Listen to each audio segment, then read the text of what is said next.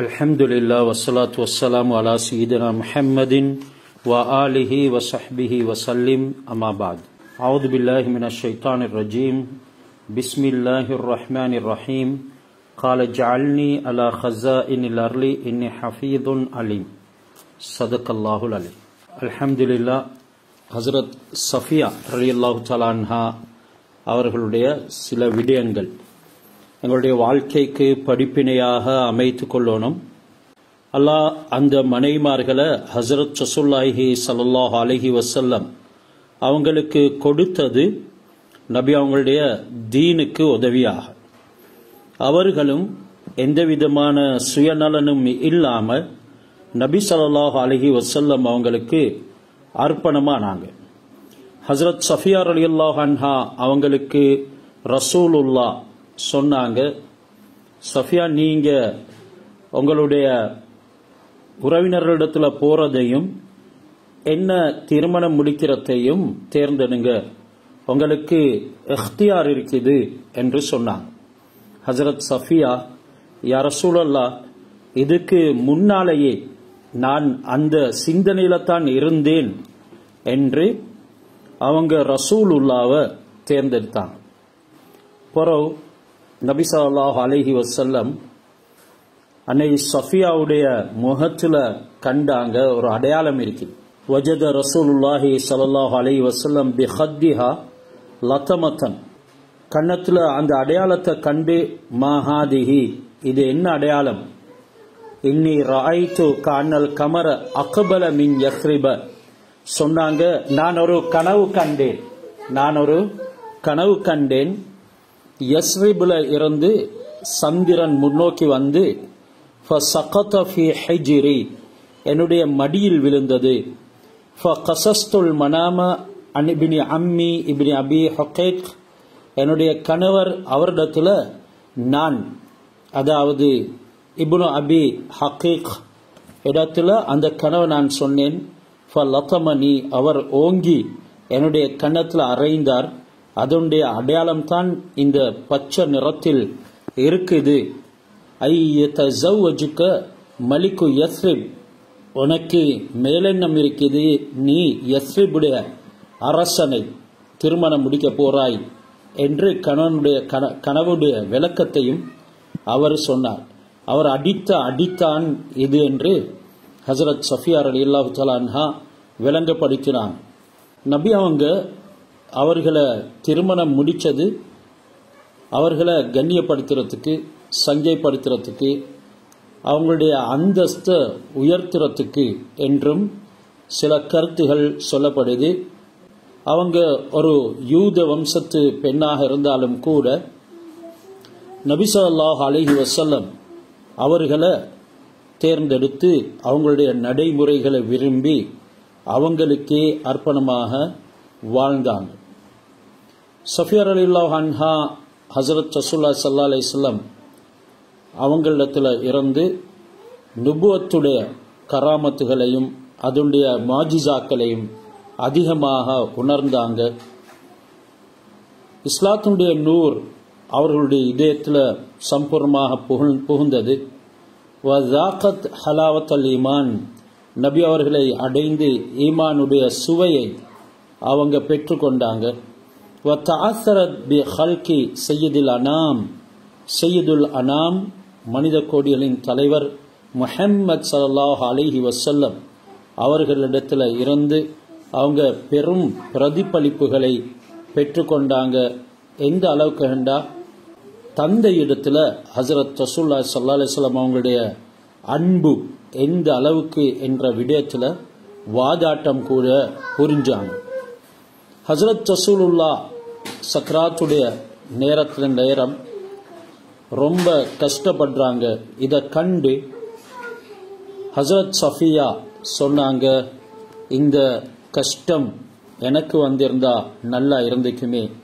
வதமன்னத் அல்லவ் கானத் ஹிய மக்கானஹு, நபி ஸல்லல்லாஹு அலைஹி வஸல்லம் அவர்களுடைய இடத்துல நான் இருக்கக்கூடாதா என்ற அளவுக்கு அவங்களுக்கு ரசூலுல்லாவின் மீது முஹப்பத் இருந்துச்சு.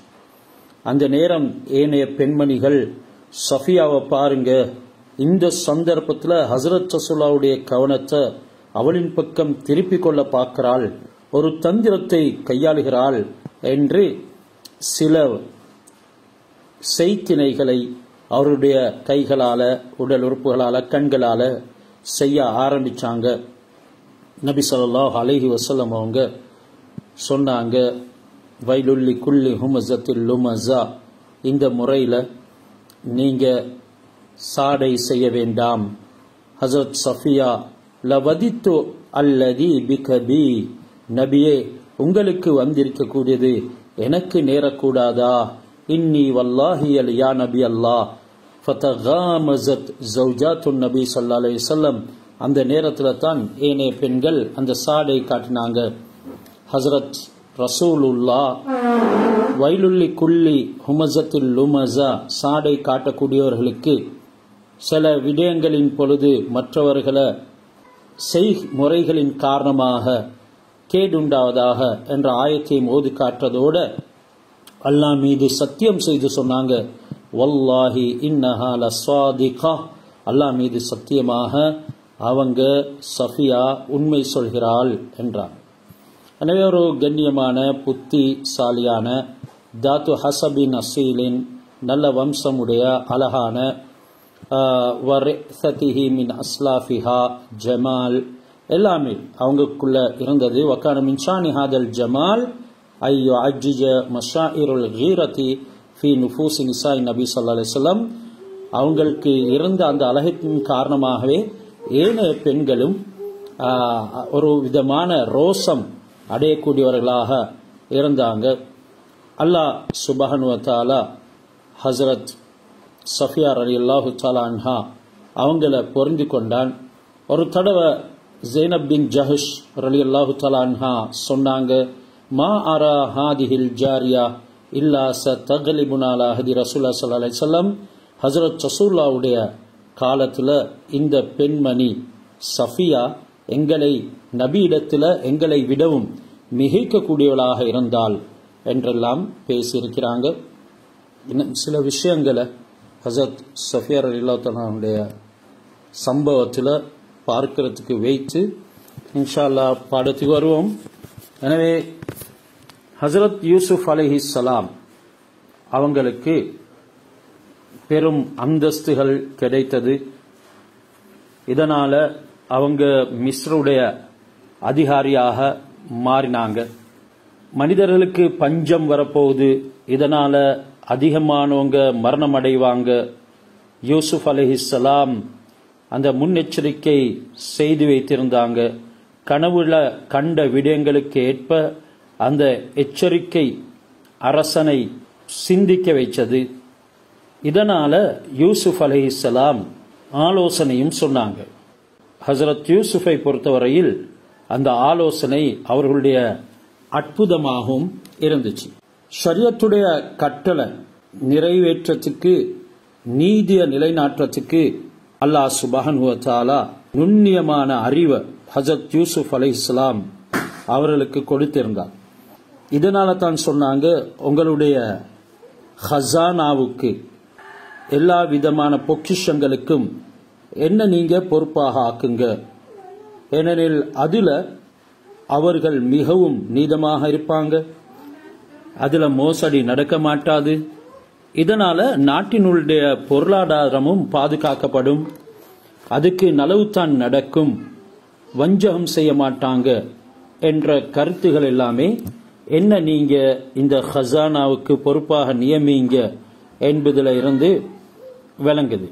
நிதி அமைச்சராக ஹஸரத் யூசுப் அலைஹிஸ்ஸலாம் அவங்கள அரசர் நியமிக்கிறார்.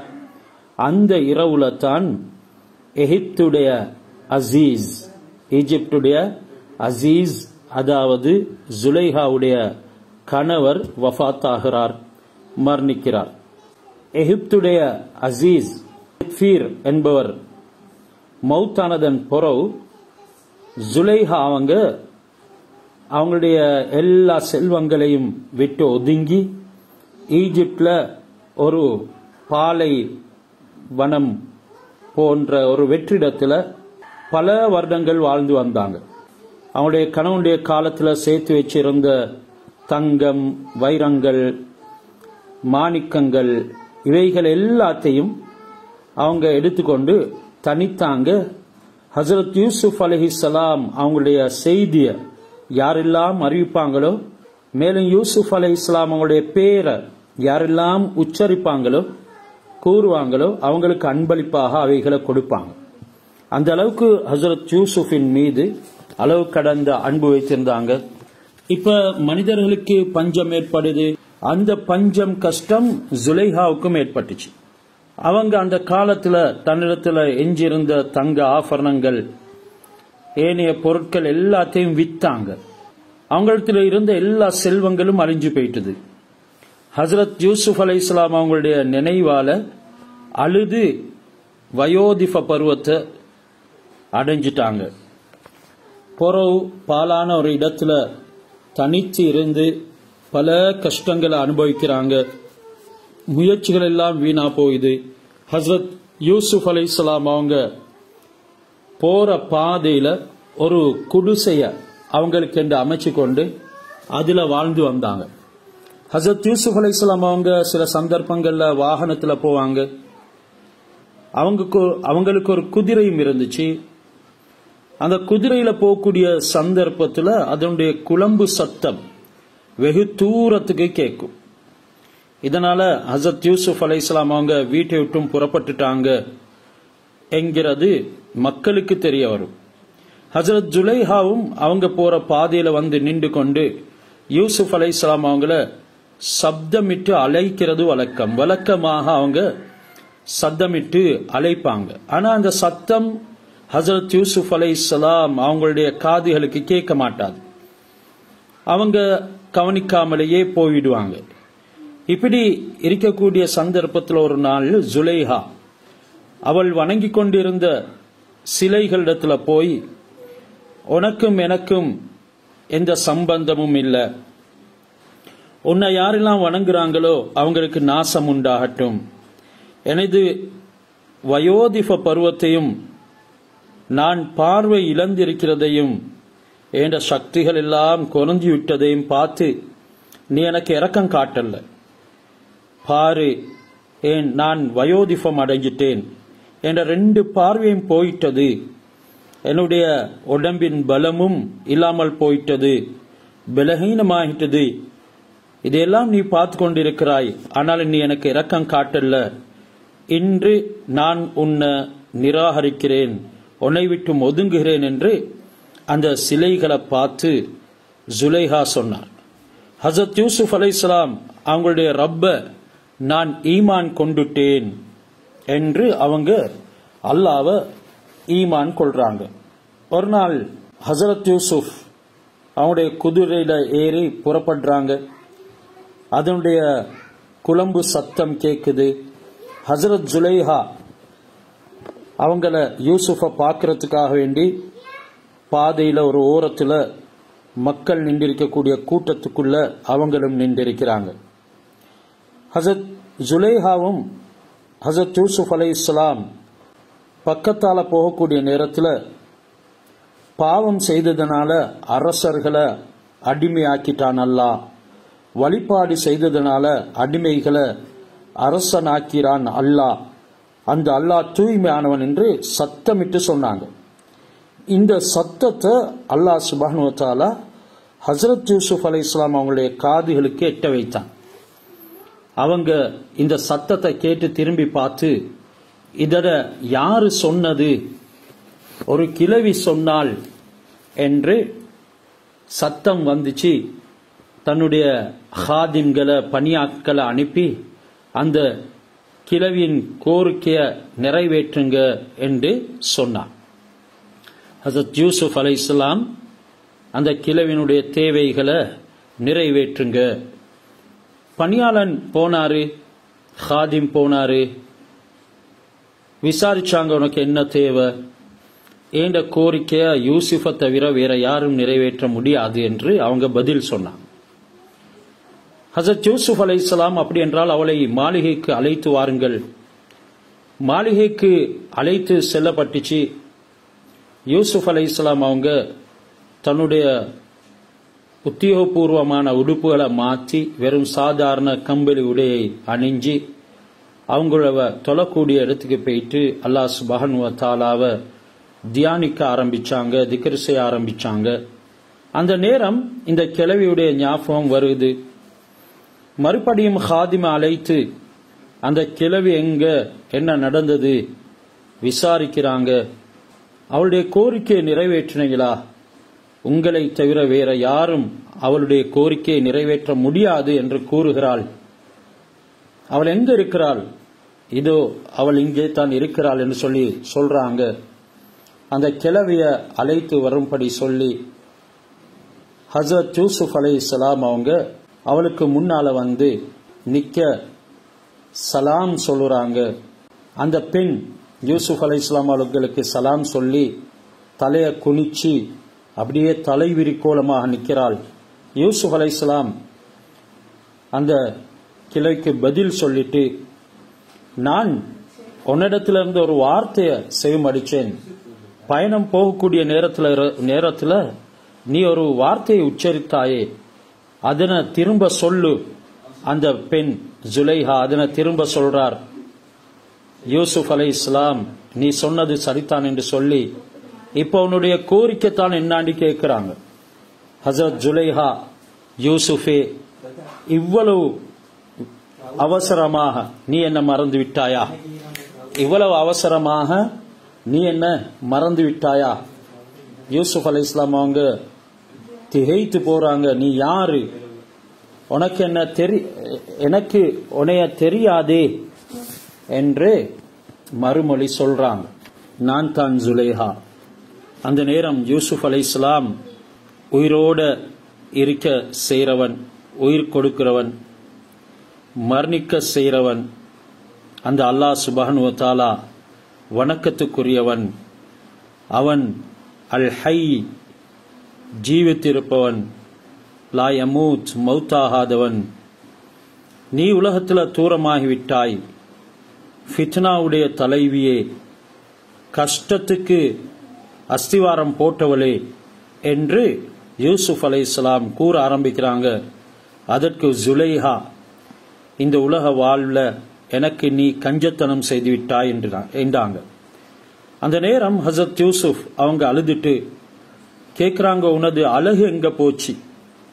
உன்னோட சௌந்தரியம், உன்னோட பொருள், செல்வம் எல்லாம் என்ன ஆகிச்சு?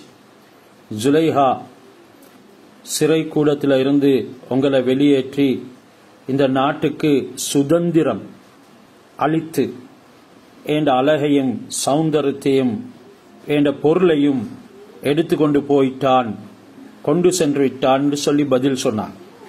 ஹஜ்ரத் யூசுப் அலைஹிஸ்ஸலாம் அவங்க, உன்னோட தேவைத்தான் என்ன ஜுலைஹா, அதனை நீ நிறைவேற்றுவியா?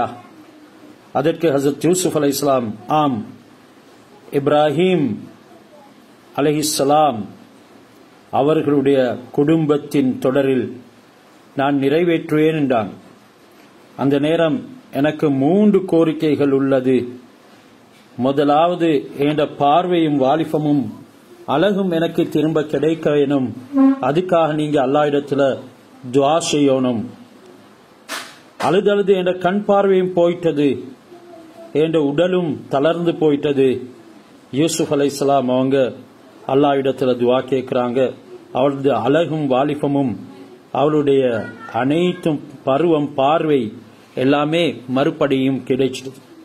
அவள் 3வது கோரிக்கையை முன்வைக்கிறாள், நீங்க என்ன திருமணம் முடிச்சு கொள்ள வேண்டும். யூசுப் அலைஹிஸ்ஸலாம் அவங்க தலைய கவிழ்த்து கொண்டு மிச்ச நேரம் மௌனமாக இருந்தாங்க. அந்த நேரம் ஹஜ்ரத் ஜிப்ரீல் அலைஹிஸ்ஸலாம் அவங்க வந்து, அல்லாஹ் அவங்களுக்கு சலாம் சொல்கிறான், நபியே, அவளுடைய தேவையை, கோரிக்கையை நீங்க நிறைவேற்றுங்க, அதுல கஞ்சத்தனம் செய்யாதீங்க. அவள் இம்மையிலும் மறுமையிலும் உங்களோட மனைவித்தான் என்று சொல்லிட்டு போயிட்டான். அல்லாஹ்வுடைய இந்த கட்டளைக்கு ஏற்ப ஹஜ்ரத் ஜுலைஹா அவங்க ஹஜ்ரத் யூசுப் அலைஹிஸ்ஸலாம் அவங்கள திருமணம் செஞ்சு கொள்றாங்க. அரசர், இதர மந்திரி, பிரதானிகளை அழைத்து வலிமா விருந்தும் போட்டாங்க. யா அல்லாஹ், இந்த அருட்கொடைகளை எனக்கு நீ நிரப்பமாக்கி தந்து ஏண்ட தந்தை யாக்கூப் அலைஹிஸ்ஸலாம் அவங்களுடைய முகத்தை எனக்கு காண்பித்து என்ன அவர்கள் பார்த்து கண்குளிரும்படி செய்யறதோடு என்னுடன் ஒன்று சேர அந்த சகோதரர்களுக்கும் வழியை லேசாக்கித்தா என்று துவா கேட்டான். ஹசரத் ஜுலைஹா ரலியல்லாஹு அன்ஹா அவங்களும் ஹசரத் யூசுப் அலைஹிஸ்ஸலாம் அவங்களும் ஒரே சூழில 2 ஆண் குழந்தைகளை பெற்றெடுத்தாங்க. அவங்களுடைய திருமணத்தில் ட்வின்ஸ் பிள்ளைகள் ஒரே தடவில் கிடைத்தது. ஒருத்தருடைய பேர் அப்ராஹிம், மற்றவருடைய பேர் மீஷா என்றும் வந்திருக்குது. இந்த 2 பேரும் அழகுல சந்திரன் சூரியனை போல இருந்தாங்க. ஹசரத் ஜுலைஹா ரலியல்லாஹு அன்ஹா அல்லாஹ் அவங்களை பொருந்திக் கொள்வானாக, ஹசரத் யூசுப் அலைஹிஸ்ஸலாம் அவங்க ஜுலைஹாவை மிகவும் நேசிச்சாங்க. ஜுலைஹா ஹசரத் யூசுஃபை பிரிந்து வாழ முடியாத படிக்கு, ஹசரத் யூசுஃபும் ஜுலைஹாவை பிரிந்து வாழ முடியாத படிக்கு அவங்க சந்தோஷமாக வாழ்ந்தாங்க. ஜுலைஹா ரலியல்லாஹு அன்ஹா அவங்க ஹசரத் யூசுப் அலைஹிஸ்ஸலாம் அவங்க மீது வைத்திருந்த அந்த இஷ்குல் மஜாசி, அதாவது டூப்ளிகேட் இஷ்க், அது கொஞ்ச நாள் போகும் பொழுது இஷ்குல் ஹகீகியாக, அதாவது பேரின்ப காதலாக மாறிட்டது. பேரின்ப காதல் என்று சொல்றது அது அல்லாஹ்வுடன் ஏற்படக்கூடியது. அல்லாஹ்வுடன் ஏற்படக்கூடிய அந்த இஷ்குக்கு அல் இஷ்குல் ஹகீகி, பேரின்ப காதல் என்று சொல்லப்படும். ஒரு ரிவாயத்தில் வந்து இது ஹசரத் யூசுப் அலைஹிஸ்ஸலாம் அவங்க திருமணம் செஞ்ச பிறகு தங்களுடைய மனைவிடத்துல தனித்த நேரம், ஜுலைஹா நீ முன்ன இதுக்கு அந்த குஃபர்ல இருக்கக்கூடிய கட்டத்துல என்னிலிருந்து எதிர்பார்த்தாயே, அதை விட இந்த நிலைமை மேலானது தானே? ஜுலைஹா அவங்களும் சொன்னாங்க, ஆம் யூசுஃபு ஐயுஹஸ் சித்தீக், யூசுஃபு ஐயுஹஸ் சித்தீக் என்று அல்லாஹ் சுப்ஹானஹு வ தஆலா குர்ஆன்ல யூசுப் அலைஹிஸ்ஸலாம் அவங்களை அழைச்சிக்கிறான். அந்த வார்த்தையை பாவிச்சு சொன்னாங்க, சித்திக் அவர்களே, உண்மையாளரே, நீங்க என்ன பழிக்காதீங்க. நான் ஒரு அழகிய பெண்ணாக எல்லா விதமான செல்வங்களையும் பெற்றவளாக இருந்தேன். ஆனாலும் என் கணவர் ஆண்மைத்தனம் இல்லாதவராக இருந்தார். அல்லாஹு தஆலா அந்த ஆற்றலை கொடுத்திருக்கல. உங்களை அழகாக அல்லாஹ் படைச்சு என்னுடைய சூழல்ல உங்களை விட்டிருந்தான். நானும் உங்களை பார்த்து கொண்டிருந்தேன். என்ற நஃப்ஸு என்ன கண்ட்ரோல் இல்லாம மிகைத்துட்டுது என்று சொன்னாங்க. ஹஜ்ரத் ஜுலைஹா இப்படி அவங்களுடைய யூசுப் அலைஹிஸ்ஸலாம் அவர்கள் மீது மிகவும் அன்பு கொண்டவர்களாக இருந்தாங்க. பிறகு அவங்க அல்லாஹ் சுப்ஹானஹு வ தஆலாவுடைய அன்புக்குரியவளாக மாறிவிட்டாங்க. எல்லா நேரங்களும் அல்லாஹ்வை தொழக்கூடியவங்களாக, திக்ர் செய்யக்கூடியவங்களாக இருந்தாங்க. ஒரு நாள் யூசுப் அலைஹிஸ்ஸலாம் அவங்க ஹஜ்ரத் ஜுலைஹா அவங்கள அழைத்தாங்க. அவங்க அந்த நேரம் அதுக்கு விரும்பல. ஹஜ்ரத் யூசுப் அலைஹிஸ்ஸலாம் அவங்க ஜுலைஹாவுடைய சட்டையை பிடித்து இழுத்தாங்க. அந்த சட்டை பின்புறமாக கிழிஞ்சு வந்தது. ஜுலைஹா சொன்னாங்க, இது அன்று கிழிந்ததுக்கு பதில். அன்று உங்களை இழுத்து உங்களுடைய சட்டை நான் கிழிச்சேனே, அதற்குரிய பதில் தான் இது என்று சொன்னார். அல்லாஹ் இப்படியாக யூசுப் அலைஹிஸ்ஸலாம் அவங்களுக்கு ஹஜ்ரத் ஜுலைஹாவை மனைவியாக கொடுத்து அவங்களுடைய அந்த இஷ்கையும் கபூல் செய்திருக்கிறான். எனவே இது அல்லாஹ் சுப்ஹானஹு வ தஆலாவுடைய யுக்தியில சேர்ந்தது. வகதாலிக மக்கன்னா லியூசுஃப ஃபில் அர்தி 56வது ஆயத். அவ்வாறு தான் நாங்க யூசுஃபுக்கு பூமியில் அவர் நாடிய இடத்தில் அவர் சென்று வருவதற்கு உண்டான அமைப்புகளை ஏற்படுத்தி கொடுத்தோம். யதபவ்வஉ மின்ஹா ஹைசு யஷா, அவர் நாடுற இடங்களுக்கெல்லாம் போவாரு, நாடுற இடங்கள் எல்லாம் அடைக்கலம் பெறுவாரு. நுசீபு பிரஹ்மத்தினா மன் நஷா, நாங்க நாடுறவர்களுக்கு எங்களுடைய அருட்கொடைகளை கொடுப்போம். வலா நுதீஉ அஜ்ரல் முஹ்சினீன், நல்லோர்களுடைய கூலிகளை நாங்க வீணாக்க மாட்டோம் என்று அல்லாஹ் சுப்ஹானஹு வ தஆலா சொல்றார். ஹதீஸ்ல வந்து இது சகோதரர் யூசுப் ஹஜ்ரத் ரசூலுல்லாஹ் சொன்னாங்க, என்ற சகோதரர் யூசுஃபுக்கு அல்லாஹ் கிருபை செய்யட்டும், பூமியுடைய பொக்கிஷங்கள் மீது என்ன நீ நியமனம் செய், அதாவது பூமியுடைய ஹசானாக்களின் மீது எனக்கு பொறுப்பு தா என்று அந்த அரசனிடத்துல சொல்லாம இருந்திருந்தா அந்த நிமிடத்திலேயே அவர் அல்லாஹ் சுப்ஹானஹு வ தஆலா நியமித்திருப்பான். என்றாலும் அவரு அப்படி சொல்லி ஒரு வருடத்துக்கு பின்னால தான் அவருக்கு அந்த பொறுப்பு கிடைத்தது என்றது நபி ஸல்லல்லாஹு அலைஹி வஸல்லம் ஹஜ்ரத் யூசுஃபை பத்தி பேசக்கூடிய நேரத்தில் என்னுடைய சகோதரனின் சங்கதி இப்படி இருக்கிறது என்கிறதனையும் ஞாபகப்படுத்தினாங்க. ஹதீஸ்ல சொன்னதுக்கேற்ப யூசுப் அலைஹிஸ்ஸலாம் அவங்க நிதி அமைச்சராக நியமனம் பெற்ற அதே வருடத்தில் அந்த நாட்டினுடைய சர்வ அதிகாரியாகவும் ஆகிட்டாங்க. பொக்கிஷத்துடைய அதிபதி ஆகி ஒரு வருஷம் சரியாக பூர்த்தியானதுடன் பின்னால ஹஜரத் யூசுப் அலைஹிஸ்ஸலாம் அவங்கள அரசன் அழைச்சி அவங்களுடைய மோதிரத்தை அணிவித்தாங்க. அந்த அரசன் தன்னுடைய மோதிரத்தை ஹஜரத் யூசுப் அலைஹிஸ்ஸலாமுக்கு அணிவிச்சார். அவருடைய வாள் ஆயுதங்கள், மேலும் அவருடைய இடையில கட்டியிருந்த சில அந்த வாளோட சம்பந்தப்பட்டது, இவைகள் அனைத்தையும் ஹஜரத் யூசுப் அலைஹிஸ்ஸலாம் அவங்களுக்கு கொடுத்தான். 30 முழம் நீளம் 10 முழம் அகலமுள்ள அவங்களுடைய அமர்வு, அதாவது சிம்மாசனம், அதையும் தயார் செஞ்சு அத மாணிக்கம் முத்துகளால பதிச்சு 30 விதமான விரிப்புகளை அதில் விரிச்சு ஹஜரத் யூசுஃபா அமர செய்தார். அந்த நேரம் ஹஜரத் யூசுப் அலைஹிஸ்ஸலாம் அவங்களுக்கு அந்த ஆசனம், அந்த ஷீட் கிடைத்ததுனால சொன்னாங்க, இந்த நாட்டை நல்ல முறையில் நான் நிர்வகிப்பேன். மோதிரம் அணிவித்ததனால நான் எல்லா காரியங்களையும் நல்ல முறையில் நடத்துவேன். கிரீடம் அது என்னுடைய உடை அல்ல, என்ற மூதாதையர்களுடைய உடையும் இல்லை என்றான். அரசன் உங்களுடைய பெருமையை ஸ்திரப்படுத்துவதற்காக, உங்களுக்கு கௌரவம் அளிக்கிறதுக்காகத்தான் நான் இதனை அணிவித்தேன் என்று சொன்னான். ஹஜரத் யூசுப் அலைஹிஸ்ஸலாம் அவங்க சிம்மாசனத்தில் அமர்ந்து அந்த நாட்டில் உள்ள சிற்றரசர்கள் வந்து அவங்களோட நாட்டு நிர்வாகத்தையும் ஹஜரத் யூசுப் அலைஹிஸ்ஸலாம் அவங்களுக்கே ஒப்படைச்சான். யூசுப் அலைஹிஸ்ஸலாம் அவங்களுடைய சிம்மாசனத்தில் அமர்ந்திருக்கிறாங்க. அந்த நேரம் நாட்டில் உள்ள ஏனைய சிற்றரசர்கள் எல்லாரும் வந்து அவங்களுடைய நாட்டு நிர்வாகத்தையும் அவங்களுடைய பிரதேசங்களுடைய நிர்வாகத்தையும் ஹஜரத் யூசுப் அலைஹிஸ்ஸலாம் அவங்களிடத்திலேயே ஒப்படைச்சு விடுறாங்க. ஈஜிப்ட்ல ஆண்கள் பெண்கள் எல்லாரும் ஹஜரத் யூசுப் அலைஹிஸ்ஸலாம் அவங்கள நேசித்தாங்க, ரொம்ப இரக்கமாக நடந்து கொண்டாங்க. நாட்டில் உள்ள கிராமங்கள் நகரங்கள் எல்லாத்திரையும் வசிக்கக்கூடியவர்கள் யூசுப் அலைஹிஸ்ஸலாம் அழைத்து அவங்களுக்கு விவசாயம் செய்யுமாறு பணிச்சாங்க. எல்லா தொடர்புகளையும் விட்டு நாட்டினுடைய விவசாயத்தை யூசுப் அலைஹிஸ்ஸலாம் அபிவிருத்தி செஞ்சாங்க. பொதுமக்களை ஏவி கதிரோட அந்த தானியங்களை அறுக்குமாறு சொன்னாங்க. அதில் 5 பாகத்தை வரியாக வசூல் செஞ்சு அரச கபடாவில் ஹசானாவில் சேர்க்குமாறு சொன்னாங்க.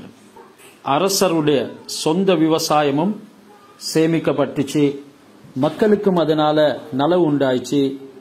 பிறகு பஞ்சத்தினுடைய காலம் வந்தது, வானம் மழை பொழிய மறுத்தது, பூமியில புட்பூண்டுகள் முளைக்கல்ல. மனிதர்கள் ஹஜரத் யூசுப் அலைஹிஸ்ஸலாம் அவங்கள்ட்ட வந்து, எங்களிடத்தில் இருந்த உணவுப் பொருட்கள் எல்லாம் முடிஞ்சிட்டுது, உங்களிடத்தில் இருக்கக்கூடியது எங்களுக்கு விற்பனை செய்யுங்க என்று கேட்டுக்கொண்டாங்க. ஹஜரத் யூசுப் அலைஹிஸ்ஸலாம் ஹசானாவை திறந்து கட்டளையிட்டாங்க. பஞ்ச காலங்களில் முதல் வருடத்தில் பணத்தை வாங்கி கொண்டு அந்த தானியங்களை கொடுத்தாங்க. 2வது வருடத்தில் ஆபரணங்களை மாணிக்கங்களை வாங்கி கொண்டு அவைகளை கொடுத்தாங்க. 3வது வருடத்தில் ஆடு மாடுகளை பெற்றுக்கொண்டு தானியங்களை கொடுத்தாங்க. 4வது வருடத்தில் அடிமைகளை பெற்றுக்கொண்டு அவங்க அந்த தானியங்களை கொடுத்தாங்க. 5வது வருடத்தில் தோப்பு துறவுகள் அனைத்தையும் எடுத்துக்கொண்டு தானியங்களை கொடுத்தாங்க. 6வது வருடத்தில் பிள்ளை குட்டிகளை வாங்கி கொண்டு அவங்க தானியங்களை கொடுத்தாங்க. 7வது வருடத்துல அவங்களையே அடிமை பண்ணி கொண்டு தானியங்களை கொடுத்தாங்க.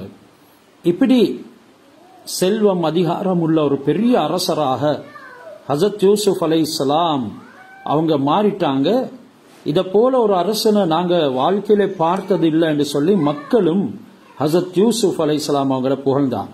அரசரை நோக்கி சொன்னாரு, இவங்களுக்கு ஆட்சி கொடுத்த அரசரை நோக்கி சொன்னாரு, ஏண்ட ரப்புடைய செயல் எப்படி என்று நீங்க கருதுறீங்க? அரசர், உங்களோட யோசனைப்படியே நாங்க நடக்கிறோம், நாங்க எல்லாரும் உங்களுக்கு தான் என்று சொன்னார். யூசுப் அலைஹிஸ்ஸலாம் அவங்க, அல்லாஹு தாலாவை உங்களுக்கு மத்தியில் நான் சாட்சியாக வைக்கிறேன், நான் எகிப்தியர்கள் ஈஜிப்ட்காரர்கள் எல்லாரையும் விடுதலை செய்து விட்டேன். அவங்களோட வீடு வாசல்கள் தோட்டம் துறவுகள் எல்லாமே அவங்களுக்கு தான் என்று எல்லாமே திருப்பி கொடுத்தாங்க. ஆரம்பத்தில் சொல்லும் பொழுது இப்படி பிள்ளைகளையும் வாங்கி கொண்டா தானியம் கொடுத்தார் என்ற எண்ணம் எங்களுக்கு வந்திருக்கும். ஆனாலும் இது நுபுவத்தினுடைய ஒரு யுக்தி. அல்லாஹ் அவர்களை வழி நடத்துறான். அவங்க அவைகள் எல்லாத்தையுமே திருப்பி கொடுத்தாங்க. அவங்களுடைய சொத்துகள் அனைத்தும் மீண்டும் திருப்பப்பட்டுச்சு. மக்கள் எல்லோரையும் விடுதலை செஞ்சாங்க. உணவுப் பொருட்களையும் பங்கீடு செய்து கொடுத்தாங்க. ஒவ்வொருத்தருக்கும் ஒரு ஒட்டக பாரத்துக்கு மேல் அதிகமாக அவங்க உணவுகளை விற்பனை செய்யக்கூடியவர்களாகவும் இருந்தாங்க. பஞ்ச காலம் முழுவதிலும் ஹஜரத் யூசுப் அலைஹிஸ்ஸலாம் அங்க வயிறு நிரம்ப சாப்பிட்டதே கிடையாது என்று தஃப்சீர் எழுதுறாங்க. அந்த பஞ்ச காலத்துல ஹஜரத் யூசுப் அலைஹிஸ்ஸலாம் வயிறு நிரம்ப சாப்பிடுறதே கிடையாது.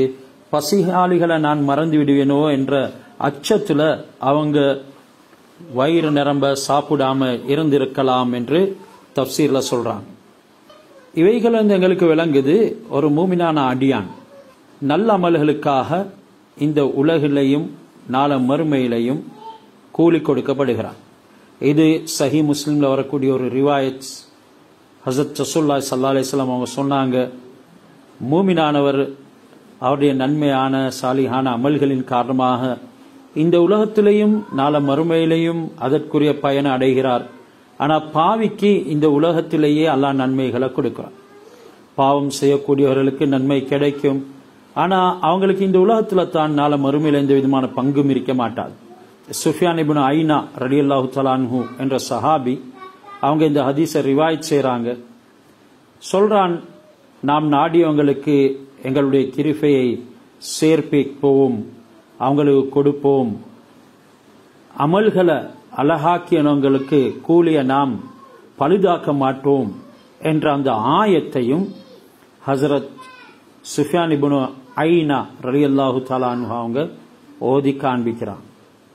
வல அஜ்ருல் ஆখিরাத்து கைருல் லில்லதீன ஆமனு வக்கானு யத்தகூன், அதுதான் அந்த ஆயத். வல அஜ்ருல் ஆখিরা, அது சூரா யூசுஃபுடைய 57வது ஆயத்.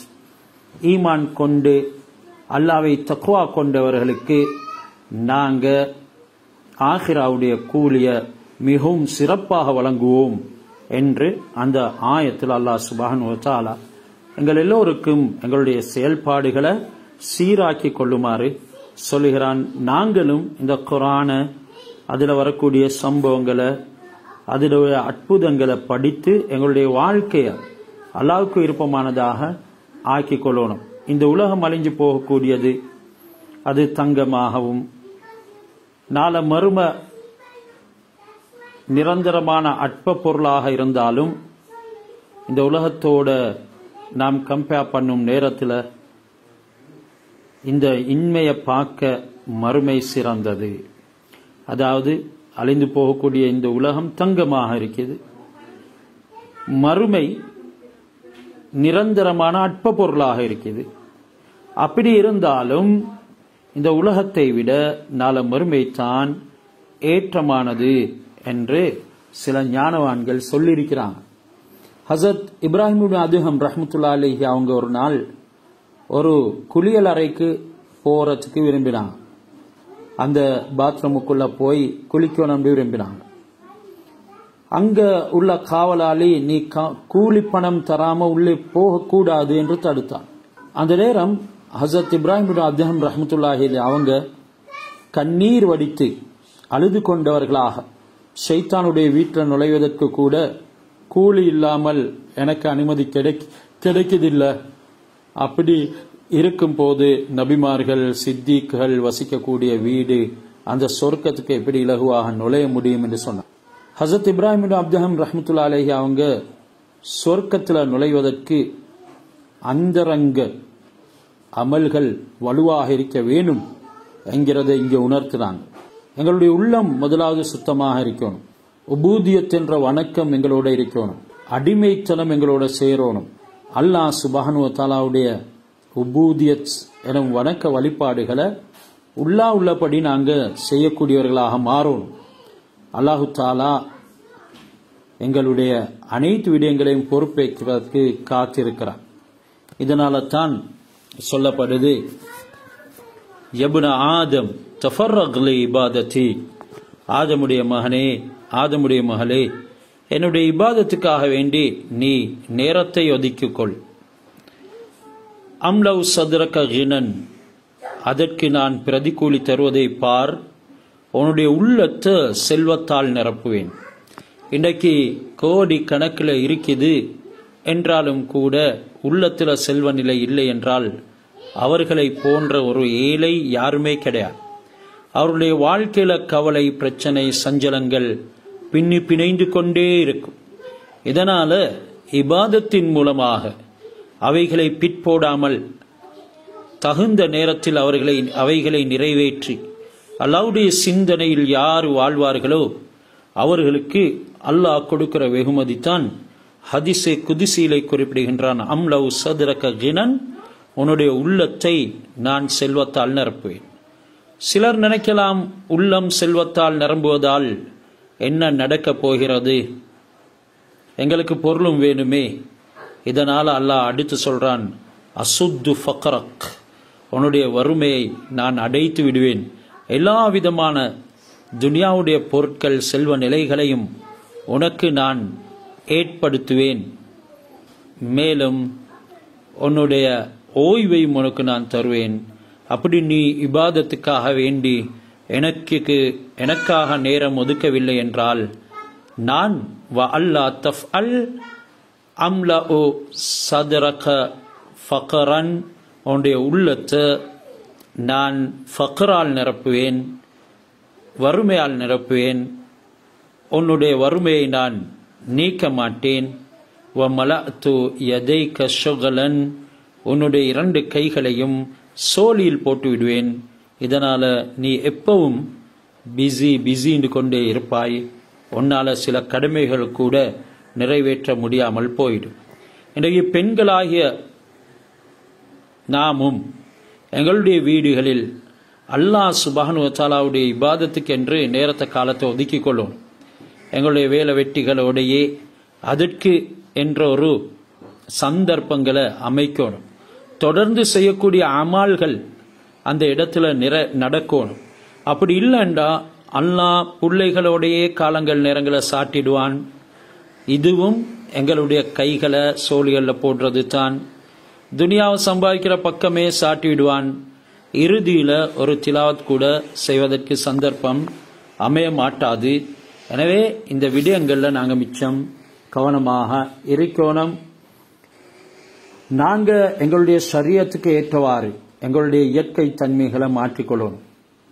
அமல்கள் செய்கிறதுனால இந்த உலகத்தில் நாள மறுமையில் அல்லாஹ் சுப்ஹானஹு வ தஆலா எங்களுக்கு பெரும் அதிகாரத்தை ஏற்படுத்துவான். யூசுப் அலைஹிஸ்ஸலாம் அவங்களுடைய இயற்கை தன்மைக்கு மாற்றமாக நடந்தாங்க. அவங்களுடைய இயற்கை தன்மை இச்சையை தூண்டியது. அவங்களுடைய அந்த ஆசையை விட்டு விலகினாங்க. அல்லாஹ் சுப்ஹானஹு வ தஆலா ஏற்படுத்தின சில விடயங்களை பொருந்து கொண்டாங்க. கிணத்துல தள்ளப்பட்டாங்க, பொருந்து கொண்டாங்க. சிறை கூடம் கிடைத்தது, சிறையில் அடைக்கப்பட்டாங்க, பொருந்து கொண்டாங்க. அடிமையாக்கப்பட்டாங்க, பொருந்து கொண்டாங்க. பல வேலைப்பளுகளில் ஈடுபடுத்தப்பட்டாங்க, பொருந்து கொண்டாங்க. பலவிதமான கஷ்டங்களை சகித்து கொண்டாங்க. அல்லாஹ் எகிப்து நாட்டினுடைய சர்வாதிகாரியாக அவங்கள ஆக்கினார். கிணற்றினுடைய நெருக்கடிக்கு பதிலாக விசாலமான மாளிகை அல்லாஹ் சுப்ஹானஹு வ தஆலா கொடுத்தான். அடிமையாக இருந்தாங்க. இறுதியில் அடிமைகள் தொண்டு புரியும் அளவுக்கு அல்லாஹ் அனைத்தையும் வசப்படுத்தி கொடுத்தான். அவங்களுடைய இச்சையை விட்டு விலகி கொண்டதற்கு பதிலாக ஹசரத் ஜுலைஹா அவங்கள அல்லாஹ் சுப்ஹானஹு வ தஆலா ஹலாலான முறையில் திருமணம் செய்ய வச்சான் என்று சில விளக்கங்களை சில அறிவாளிகள் சொல்லிக்கிறாங்க. அல்ஹம்துலில்லாஹ் இப்போ யூசுப் அலைஹிஸ்ஸலாம் அவங்க அரசன் ஈஜிப்டுடைய யூசுப் அலைஹிஸ்ஸலாம் அவங்களுடைய சகோதரர்கள் ஹசரத் யூசுஃபை சந்திக்கிறதுக்கு வாராங்க. ஷாம்ல பஞ்சம் ஏற்படுது, அவங்களுக்கும் நிவாரணம் பெற வேண்டும் என்பதற்காக சில பணங்களை செல்வங்களை எடுத்துக்கொண்டு அங்கே தானியம் வாங்கும் நோக்கத்தோட வாராங்க. அது 58வது ஆயத்தில் சொல்லப்படுது அந்த விஷயம். இன்ஷா அல்லாஹ் அதனை நாங்கள் அடுத்த வகுப்புல பார்ப்போம்.